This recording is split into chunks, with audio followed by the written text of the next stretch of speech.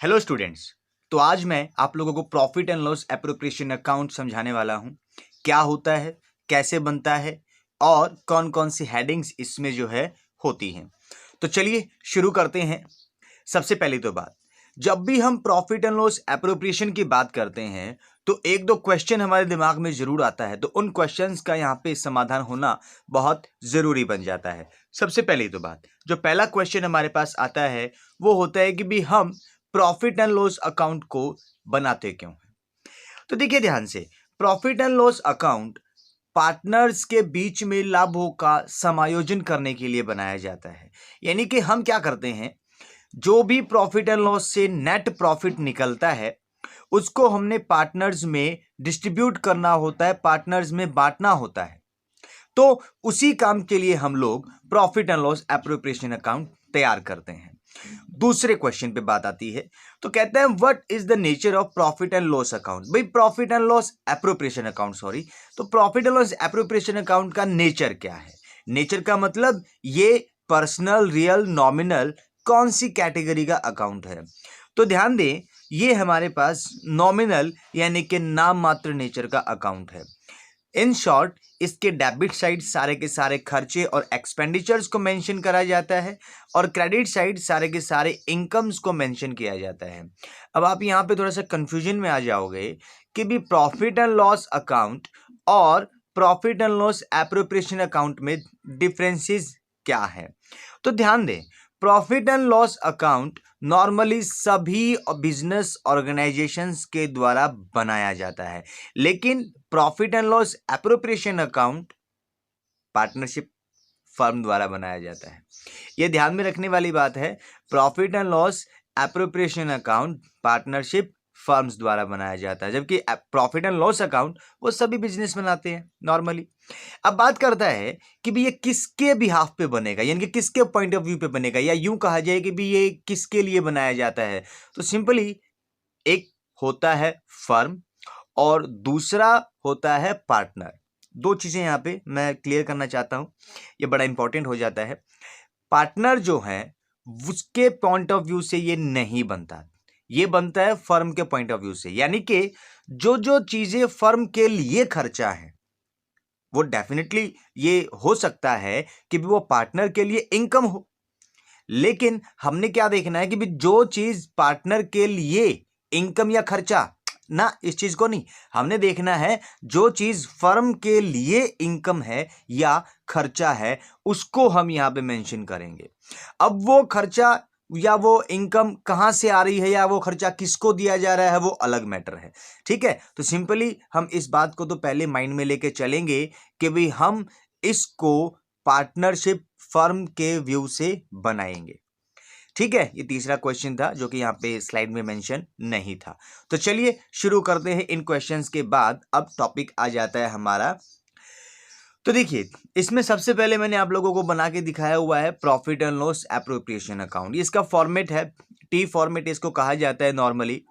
तो देखिए ध्यान से, हमारे पास सबसे पहले जो स्टार्टिंग में लिखा हुआ है वो क्या लिखा हुआ है, वो लिखा हुआ है हमारे पास भाई प्रॉफिट एंड लॉस अकाउंट। ये डेबिट साइड, कौन सी साइड, डेबिट साइड, यानी कि खर्चे वाली साइड है।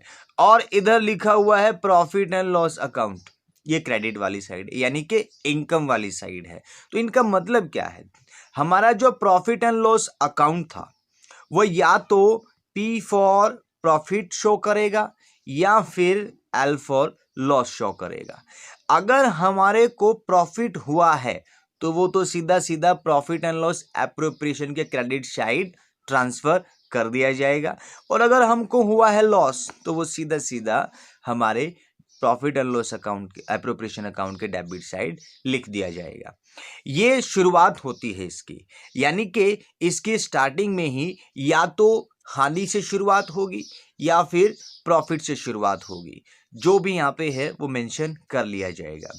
उसके बाद की हेडिंग्स पे आते हैं। उसके बाद की हेडिंग्स हमारे पास है, सबसे पहला मैं डेबिट साइड की हेडिंग्स को क्लियर करूंगा। ये सबसे पहला लिखा हुआ है सैलरीज। देखिए ध्यान से भाई, ये सैलरीज किसको दी जा रही है, यहाँ पे ध्यान से रखना है इस बात को, ये पार्टनर्स को दी जा रही हैं। पार्टनर्स को कोई भी तनख्वाह दी जाती है, पार्टनर को नेक्स्ट है कोई कमीशन दिया जाता है, पार्टनर को उनकी पूंजी पर ब्याज दिया जाता है जिसको इंटरेस्ट ऑन कैपिटल कहा जाता है, और हमारे पास की भी कोई रिजर्व के रूप में प्रॉफिट का कोई हिस्सा फ्यूचर की अनसर्टेनिटीज को मैट करने के लिए अगर रख लिया जाता है तो वो हमारे पास रिजर्व में शामिल होता है। तो इन 4 हेडिंग्स को भी आप अपने यहाँ पे दिमाग में अच्छे तरीके से उतार लेना। उसके बाद फिर बात करते हैं इस तरफ, देखिए ध्यान से, ये लिखा हुआ है इंटरेस्ट ऑन ड्राइंग्स, यानी कि पार्टनर्स ने जो आहरण किया है वो चीज यहाँ पे है, उसके ऊपर जो ब्याज दिया जाता है वो फर्म के लिए इनकम होती है और पार्टनर्स के लिए वो खर्चा होता है। ठीक है, अब आप ये भी कहोगे सर जी ये तो इनकम लग रही है, पार्टनर्स को तो मिलेगी, लेकिन मैं पहले ही कह चुका हूं हमने profit and loss appropriation firm की तरफ से बनाना है, फर्म को ध्यान में रखते हुए बनाना है। इसका मतलब पार्टनर्स को भले ही ये इनकम हो लेकिन फर्म के लिए तो खर्चा है ना, तो इसीलिए हमने इसको यहाँ पे डेबिट कॉलम में डेबिट साइड मेंशन किया हुआ है। और यहाँ पे देखिए वो ब्याज जो पार्टनर ड्राइंग पे देगा वो पार्टनर के लिए तो खर्चा है लेकिन फर्म के लिए तो इनकम है ना। बस यही बात आपने एक बेसिक सा कॉन्सेप्ट बना के चलना है। तो चलिए अब इसके लास्ट टॉपिक को मैं यहाँ पे इनको क्लियर नहीं करूंगा, इनको बाद में आप लोगों को समझाऊंगा कि ये चीज क्या है। नेक्स्ट हमारे पास फिर बात आ जाती है, सबसे पहला भाई इसकी जो स्टार्टिंग है, सबसे पहला पॉइंट, इसकी जो स्टार्टिंग है वो हमारे नेट प्रॉफिट या नेट लॉस से होती है, जिसके बारे में आपको पहले भी बता चुका हूं। ठीक है, इसमें क्या कहा गया वही बात रिपीट करता हूं भाई, अगर हमारे को प्रॉफिट एंड लॉस ने लॉस शो किया है तो वो डेबिट साइड आने वाला है। किधर आने वाला है? डेबिट साइड, यहां पे।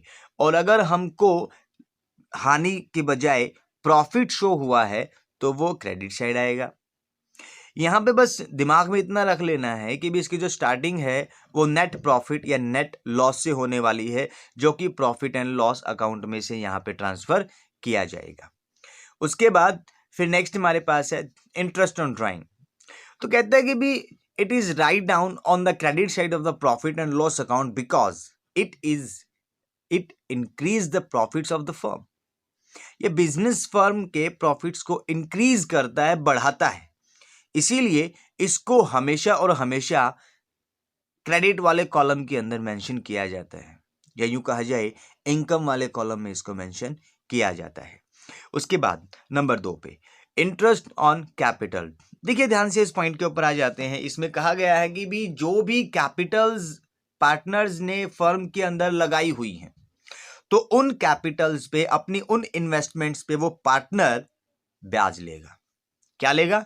ब्याज लेगा। ध्यान रखना इस बात का भाई, मैं कहीं पे भी अगर अपना पैसा लगाता हूं तो मुझे उसके बदले कुछ ना कुछ रिटर्न मिलना चाहिए, और वो रिटर्न यहां पे ब्याज के रूप में होगा। तो इंटरेस्ट ऑन कैपिटल हमारे पास पार्टनर के द्वारा लगाई गई पूंजी के ऊपर ब्याज कहलाता है, और ये नॉर्मली हमारे प्रॉफिट एंड लॉस एप्रोप्रिएशन के डेबिट साइड लिखा जाता है, क्योंकि ये ब्याज फर्म के लिए खर्चा है भाई, इसीलिए। अब ये भी पॉइंट यहां पे ध्यान में रख लेना, ये मैंने साफ साफ इधर लिखा हुआ है।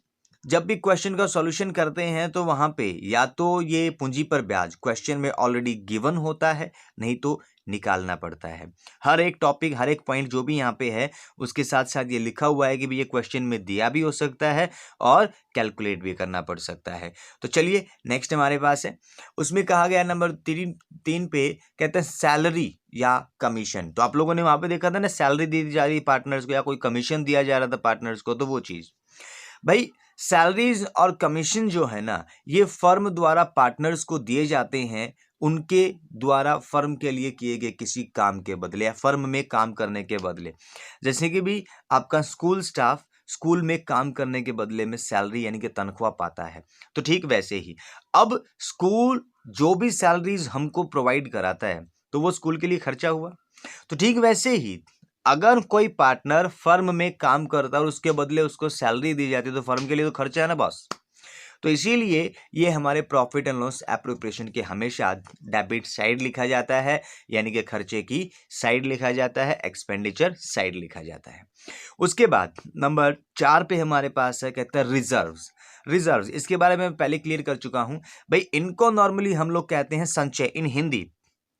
अब देखिए ध्यान से, ये संचय क्या होते हैं भाई, आप सभी अच्छे तरीके से जानते हैं कि भी संचय का मतलब पैसे को सिक्योर करके रख लेना, फ्यूचर के लिए या फ्यूचर के रेफरेंसेस को ध्यान में रखते हुए इस पैसे को या प्रॉफिट के छोटे से हिस्से को सिक्योर कर लेना, रख लेना, अलग से निकाल लेना। तो it is a part of the net profit which saved for the future uncertainties and it reduce the divisible profit. जी हाँ, अब बंदे के दिमाग में ये पॉइंट को यहां पे बिल्कुल दिमाग में रख लेना, it reduce the divisible profit. अब नॉर्मली स्टूडेंट के दिमाग में बात आएगी, सर जी रिजर्व है, वो किसी को दिया नहीं गया, उसके बावजूद उसको यहाँ पे खर्चा क्यों माना, उसको यहाँ पे खर्चे की साइड क्यों डाला। तो सिंपली हर एक वो हेड जिससे पार्टनर्स में बंटने वाले लाभ कम हो जाते हैं वो यहाँ पे मेंशन किए जा रहे हैं, क्योंकि अब रिजर्व में अब छोटा सा एक हिस्सा हमने निकाल के रख लिया, एक तरफ हमने उसको रख दिया, तो वो देखो वो प्रॉफिट उससे कम हुआ कि नहीं हुआ, यानी कि अब वो पार्टनर्स में बटेगा नहीं, वो तो एक तरफ रख दिया ना संजो के। तो इसीलिए इसमें साफ साफ कहा it reduce the divisible profits. अब देखिए, so it also rights down on the debit side of the profit and loss appropriation account, इसीलिए इसको profit and loss appropriation account के डेबिट साइड लिखा जाता है। यानी कि बंदा कहेगा सर जी उसका मतलब ये खर्चा हो गया, नहीं, ये खर्चा नहीं है, ये सिर्फ और सिर्फ एक ऐसी आइटम है जिससे करंट के प्रॉफिट कम हो रहे हैं। अब दूसरी बात यहां पे, तो इन फ्यूचर क्या होगा सर, इन फ्यूचर ये अभी वैसे बताना नहीं चाहिए लेकिन फिर भी बता दूंगा, इन फ्यूचर अगर मान लो हमारे पास कोई भी ऐसी अपॉर्चुनिटी आई ही नहीं जहां पे हमें सेव किए गए पैसे को इस्तेमाल करें, तो क्या करेंगे वो पार्टनर्स, वो पार्टनर इन फ्यूचर इसको आपस में बांट लेंगे नॉर्मल प्रॉफिट के जैसे। समझ में आई बात भाई, ये वो प्रॉफिट है जो आज ना बांटकर फ्यूचर में कभी बांट लिया जाएगा, और अगर कोई अनसर्टेनिटी आती है, अगर कोई अपॉर्चुनिटी आती है, तो तब इसका इस्तेमाल उस अपॉर्चुनिटी को ग्रैब करने, उस अनसर्टेनिटी से पीछा छुड़ाने के लिए किया जा सकता है। एक किस्म से वैसा ही है जैसे कि भी आपके पेरेंट्स अपनी सैलरी में से कुछ पैसे अपने सेविंग्स अकाउंट में डिपॉजिट करा देते हैं, किसके लिए, फ्यूचर में होने वाले किसी भी पॉसिबल, किसी भी पोटेंशियल लॉस, अनसर्टेनिटी और मिस हैपनिंग को झेलने के लिए। ठीक है, तो वैसे ही फर्म्स भी करती हैं, कंपनियां भी करती हैं, ठीक है, लेकिन हम यहाँ पे फर्म्स के बिहाफ पे चल रहे हैं तो फर्म की बात करें, कंपनी की बात नहीं करेंगे। अब बारी आई डिविजिबल प्रॉफिट। तो आपको याद होगा मैंने जब आपको फॉर्मेट में बताया तो मैंने आपको लास्ट के दो टॉपिक्स, दो पॉइंट्स जो थे, एक डेबिट की तरफ लिखा हुआ था सबसे लास्ट में और एक क्रेडिट की तरफ। वो चीज़ क्या आ रही थी वहाँ पे, क्या हो रहा था कि भी पार्टनर्स की जो एप्रोप्रिएशन का क्रेडिट साइड और डेबिट साइड को जब हम आपस में मैच करते हैं तो या तो डेबिट साइड जो है वो ग्रेटर देन क्रेडिट साइड होएगी, यानी कि debit is greater than credit, इसका मतलब लॉस, यानी कि खर्चे आमदनी से ज्यादा हो गए ना तो लॉस शो करेगा, और अगर credit is greater than debit इसका मतलब प्रॉफिट, यानी कि हमको वहां पे लाभ होगा, और इसी लॉस या इसी प्रॉफिट को हमने सभी पार्टनर्स में उनके प्रॉफिट एंड लॉस रेशियो में बांट देना है। ये हमारे पास है डिविजिबल प्रॉफिट। इन शॉर्ट मैं इसको पढ़ के सुनाता हूं। It is very important after all above adjustment, जो ऊपर हमने यहाँ पे सैलरी किया, कमीशन किया, सब घटाने के बाद जो भी प्रॉफिट या लॉस हमारे पास बचा उसको हम डिविजिबल प्रॉफिट या लॉस करते हैं, बांटने योग्य लाभ या हानि कहते हैं। अब इसको सीधा सीधा पार्टनर्स में डिस्ट्रीब्यूट कर दिया जाएगा, पार्टनर्स में बांट दिया जाएगा। चलिए नेक्स्ट हमारे पास फिर कहता है, अब जितनी भी हेडिंग्स हम लोगों ने पढ़ी इनको अगर कैलकुलेट करना पड़े तो कैसे कैलकुलेट किया जाए, किस तरीके से, तो ध्यान दे, how to calculate interest on capital. भाई पूंजी पर जो ब्याज उसको कैसे कैलकुलेट किया जाएगा सर, ये तो बताइए। ठीक है, तो सुनिए ध्यान से, when no change in the opening capital during the year, यानी कि एक बंदे ने वर्ष के शुरुआत में 100 रुपये लगा दिए और पूरे साल उसकी कैपिटल 100 रुपये ही रही, तो ब्याज कौन सी पूंजी पे लगेगा? उसी पूंजी पे लगेगा ना जो वर्ष के शुरुआत में थी, और उसमें कोई चेंज नहीं हुआ। तो सीधा सीधा जो फॉर्मूला है वो यही है कि भी पूंजी यानी कि capital multiply by rate divide by 100, यानी कि जो भी ब्याज की दर है, मान लो 6% ब्याज मिलेगा भाई पूंजी के ऊपर, तो वहां पे टोटल कैपिटल को हम लोगों ने रेट से मल्टीप्लाई करके 100 से डिवाइड कर देना है। इस चीज़ का इस्तेमाल आप लोगों ने मैथमेटिक्स के अंदर काफ़ी बार किया होगा, ठीक है। तो ध्यान से रखें इस बात को भाई। यहाँ पे इस चीज़ को क्लियर करने के लिए हम लोग एक छोटा सा एग्जाम्पल ले सकते हैं। कैसे ले सकते हैं भाई? मान लीजिए आपने किसी बंदे पे से 100 रुपये उधारे लिए, ठीक है। साल के शुरुआत में 100 रुपये आप लोगों ने उधार ले लिया। अब 100 रुपये के बाद आपने उस पे से कोई भी पैसा उधार नहीं लिया है, तो आप कितने रुपए पे ब्याज दोगे? ऑब्वियसली आपका जवाब होगा 100 सर, हमने तो 100 ही लिया है। तो ठीक वैसे ही आपने बिजनेस में 100 रुपये लगाए और उसके बाद आपने बिजनेस में कोई भी पैसा इन्वेस्ट नहीं किया, तो सिंपली आप सिर्फ उस 100 पे ही तो ब्याज दोगे, उससे ज्यादा पे थोड़े ना। तो यहां पर फॉर्मूला 100 मल्टीप्लाई बाई, अब सपोज करो रेट हमेशा क्वेश्चन में गिवन होती है भाई 6% होगा, 10% होगा, 2% होगा, वट। और अगर कुछ भी ना कहा जाए, अगर आपके क्वेश्चन में इस इंटरेस्ट रेट के बारे में कुछ भी क्लियर ना हो, तो नॉर्मली सरकारी रेट है भाई 6%, ठीक है। तो ऐसा करते हमको पता लगा कि पूरे साल के अंदर इसके ऊपर जो है वो 6% ब्याज यानी कि 6 रुपये का ब्याज हमने देना होगा।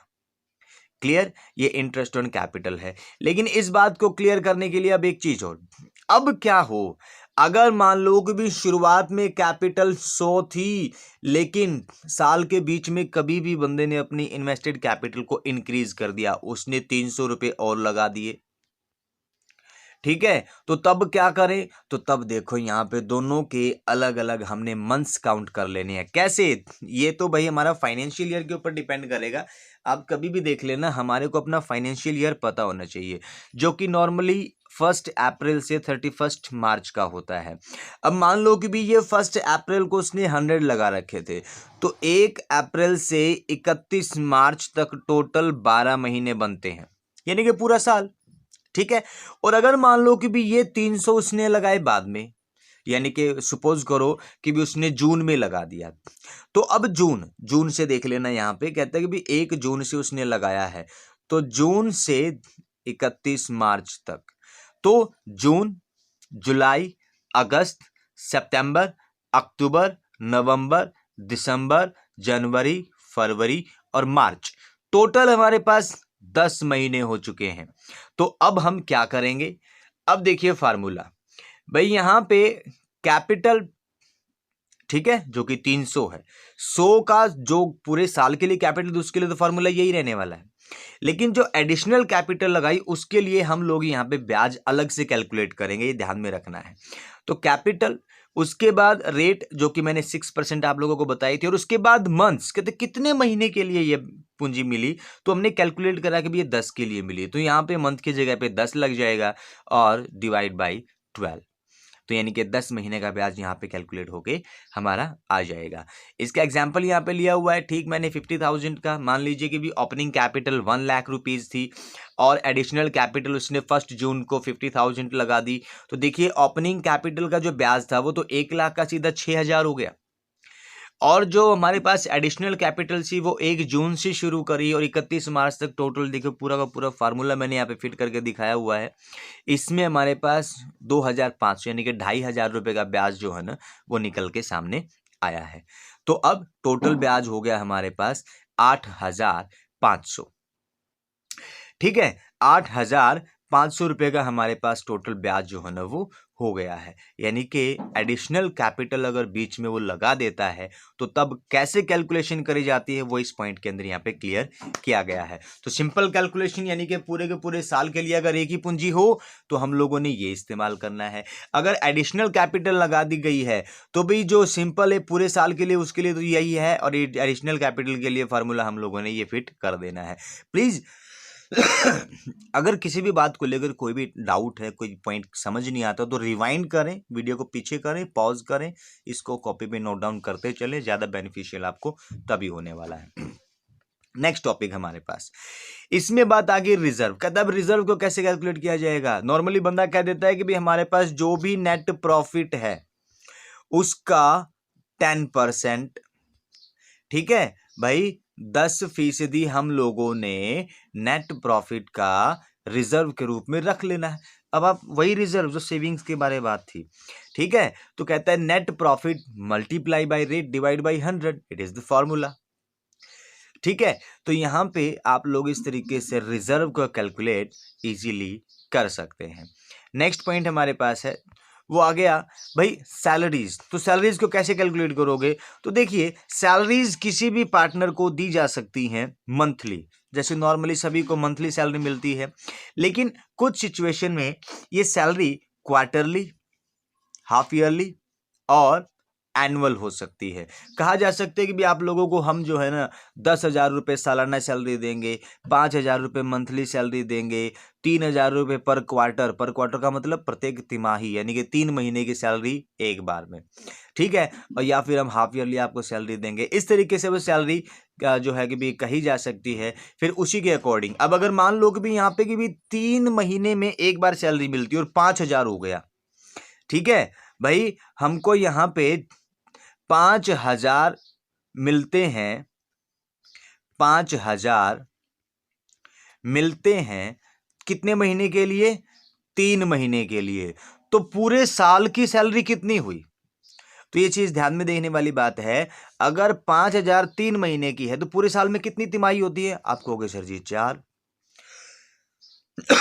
ठीक है, 4 कहोगे आप तो गुना में 4 कर दो, तो पूरे साल की सैलरी कितनी हो गई? 20,000, 20,000।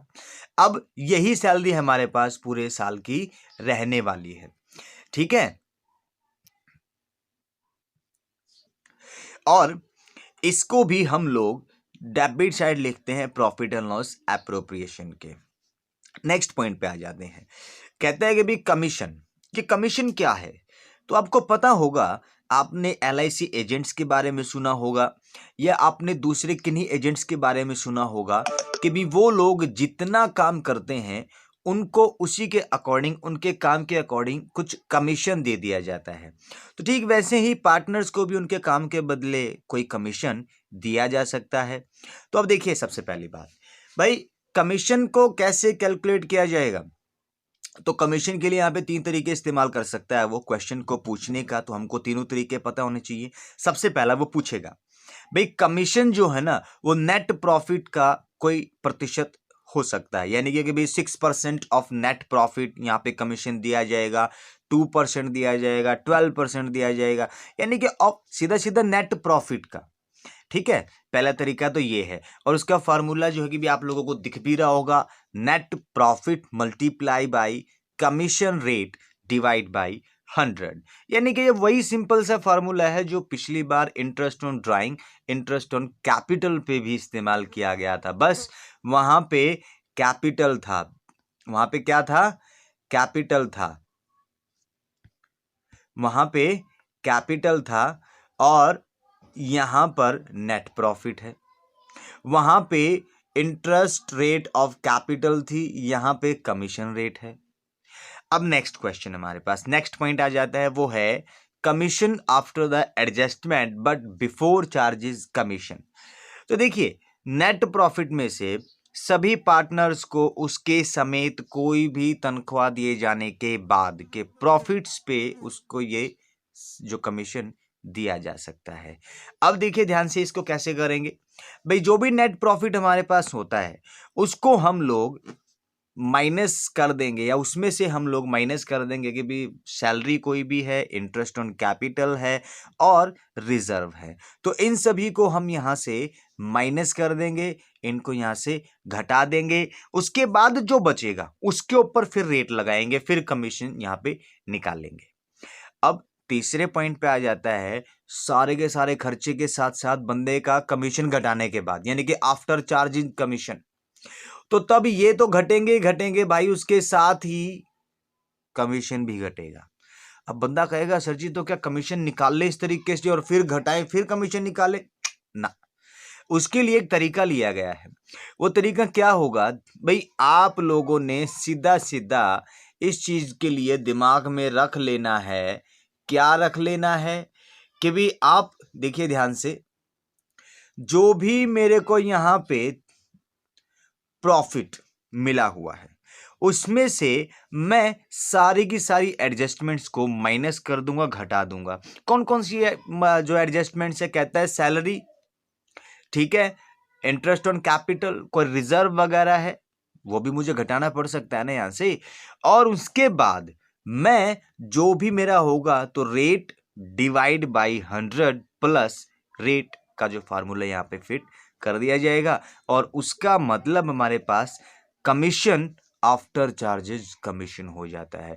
यानी कि सिंपली क्या करना है, 100 के प्लस में रेट कर देना है, इसके अलावा और कुछ नहीं करना। हमारे पास कुछ भी ऐसी एडजस्टमेंट और नहीं होने वाली। नेक्स्ट हमारे पास इंटरेस्ट ऑन ड्राइंग, तो इसमें ज़्यादा माथापच्ची नहीं करते। हमारे पास एज इट इज़ कैपिटल, जैसे वहाँ पे एडिशनल कैपिटल लगाई गई थी वैसे ही यहाँ पे भी बीच में बंदा ड्राइंग करता है। ड्राइंग क्या होती है इस चीज़ को समझ लीजिए, देखिए ध्यान से।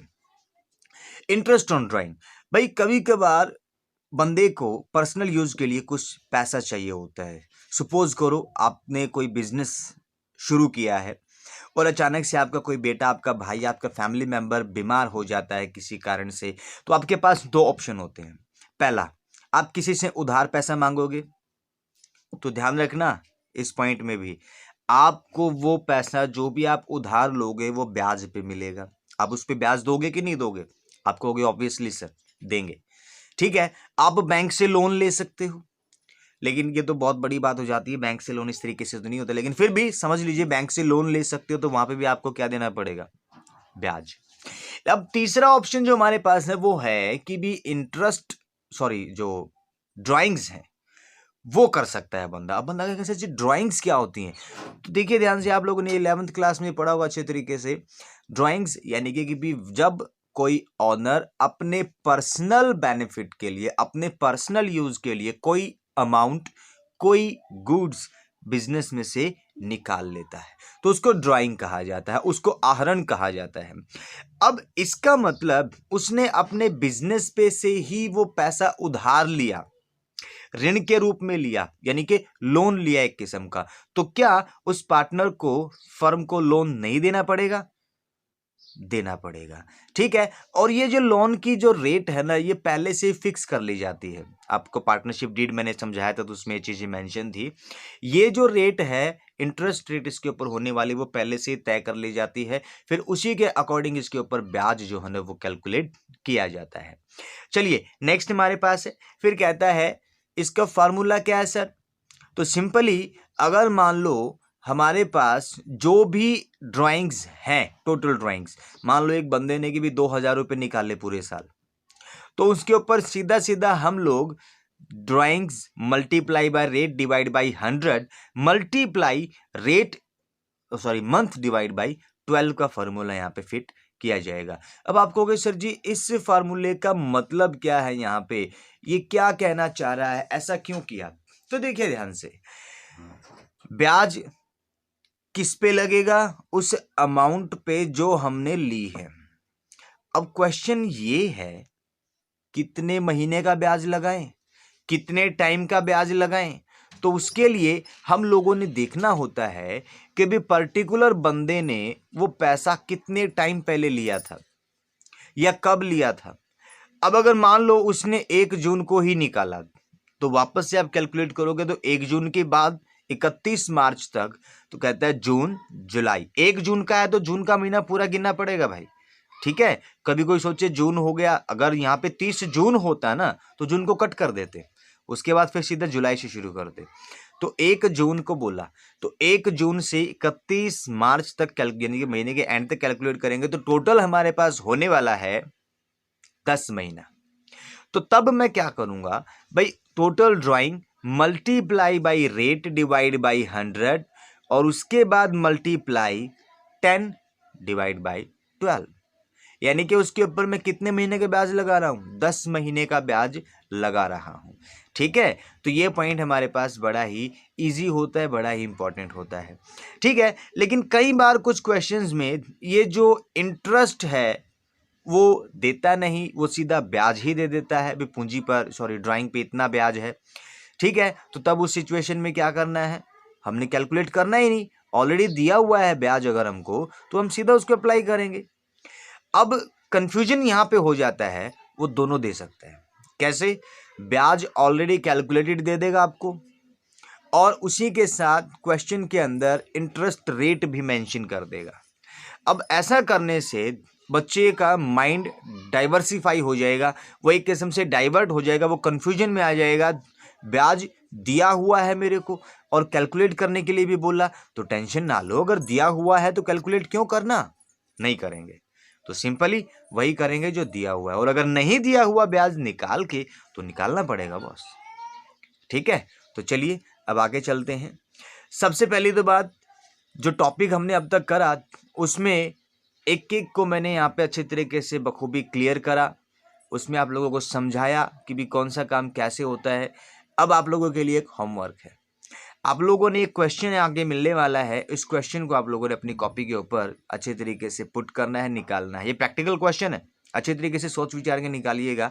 तो चलिए स्टेटमेंट्स को एक बार रीड कर देता हूँ आप लोगों के लिए, ताकि आप लोगों को दिक्कत का सामना ना करना पड़े, और इनको मैं यहाँ पे क्लियरली डिफाइन भी करता जाऊंगा कि भी हाँ कैसे करना है। तो चलिए, सबसे पहले तो बात भाई, एक्स वाई और जेड पार्टनर हैं बराबर। अब देखिए इसने लिखा हुआ पर प्रॉफिट इक्वली, यानी कि शेयरिंग प्रॉफिट्स इक्वली, वो बराबर बराबर लाभ बांटते हैं। जिनके जो कैपिटल्स है वो 30,000, 20,000 और 15,000 मौजूद है।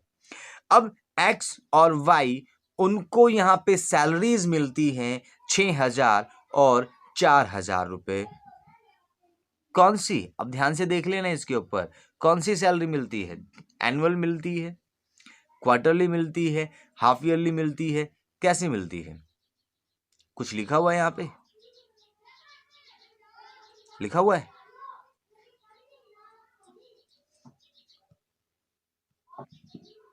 नहीं ना। तो देखिए ध्यान से, इसमें लिखा हुआ है, स्टेटमेंट को गौर से पढ़ोगे तो यहाँ पे इसने लिखा हुआ है भाई, एक्स और Y entitle to get a salary of ₹6,000 and 4,000, ये इनबिल्ट एनुअल है भाई, यानी कि उनको सालाना तनख्वाह ही इतनी मिल रही है। अगर इसके सामने वो मंथली जोड़ देता, इसके सामने वो हाफ ईयरली जोड़ देता, तो तब ये सैलरीज जो है कि उसके अकॉर्डिंग चेंज हो जाती, लेकिन ऐसा कुछ नहीं कहा उसने, तो हम इसको सालाना मान के चलेंगे, यानी कि साल में उनको एक ही बार तनख्वाह मिलती है, या साल भर की तनख्वाह उनकी 6,000 और 4,000 हो जाती है। तो अब नेक्स्ट हमारे पास है भाई, interest on drawings has been calculated, think about it, calculated, already calculated, पहले से निकला हुआ है, निकालने की जरूरत तो होगी नहीं। तो 400 और 300 और उसके बाद 200, तो एक्स वाई और जेड की जो रिस्पेक्टिवली ये हमारे पास क्रमशः है। उसके बाद निकालना क्या है, the profit for the year ended prior to calculate of interest on capital, भाई पूंजी पर ब्याज लगाने से पहले, ठीक है, और ड्राइंग्स पे ब्याज लगाने से पहले, ठीक है, लेकिन पार्टनर्स की सैलरी घटाने के बाद वो हैं 30,577 रुपये, 77 ठीक है। तो यानी कि कुल 30,577 के प्रॉफिट्स हैं, जिनमें से सैलरी तो पहले से घटी हुई है, लेकिन पूंजी पर ब्याज इंटरेस्ट ऑन कैपिटल नहीं घटा हुआ, हमको इंटरेस्ट ऑन ड्राइंग वो इसमें ऐड नहीं है। तो ये चीज़ हमारे पास ध्यान में रखनी है। अब नेक्स्ट हमारे पास जेड को कमीशन मिलता है 5%, 5% कमीशन मिल रहा है जेड को। कैसे मिल रहा है, तो ध्यान रखें, profit, net profit after charging सच कमीशन, यानी कि भी कमीशन निकालने के बाद। अब यहाँ पे ध्यान में रखना, जब कमीशन निकालने के बाद की बात करी तो इसका मतलब सब कुछ घटाने के बाद के लाभों में से भी कमीशन घटाने के बाद की बात करेगा। अब बनाना क्या है, prepare the profit and loss appropriation account from the above particular information. तो ये हमारे पास पूरा का पूरा क्वेश्चन है। आप लोगों ने profit and loss appropriation account बनाना है और उसको अच्छे तरीके से अपनी कॉपी के ऊपर नोट डाउन करके